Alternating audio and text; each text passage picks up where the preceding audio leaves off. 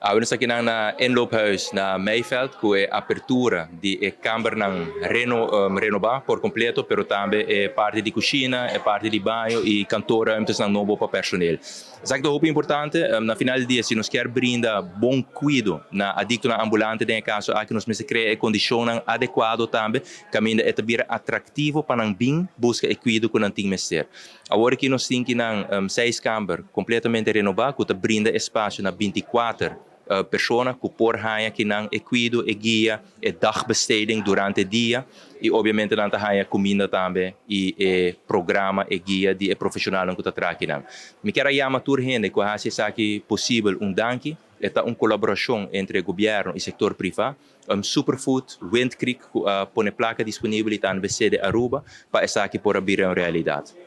Maneira de conhecer, nós sabemos invertir e põe muito recurso disponível para a parte de saúde mental básico, caminho da adicção também, que cai bom DJ, caminho da ano passado nós começar que projeto aqui para criar condições não mais melhor.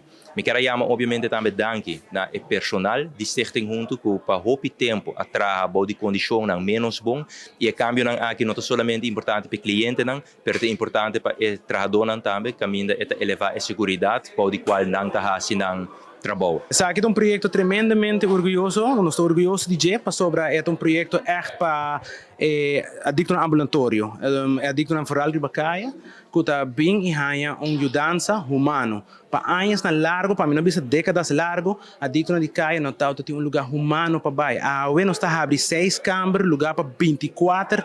A homem tem também o rato gente homber, pessoa a secção que nós abrimos para gente homber. Cupo bem e fez mais então 8 horas está abrindo, não está ganhando cama para dormir, banho para banhar e comida para nós. Tá para não passar um dia programa sem requisito não alto. Aqui está fase 1 de reabilitação para nos mandar no centro Colorado. A outra é fase 1, não tá só a outra para gente homem, mas nós temos gente mulher também, qual também está fase 2.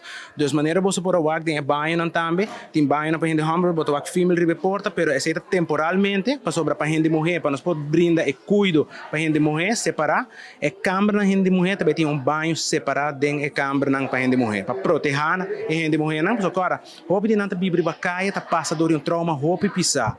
Então essa roupa importante para hora não chega aqui não e não tem cliente homem que nós podemos brindar na proteção que nós merecemos, que nós não ganhamos anos na largo de bacaia.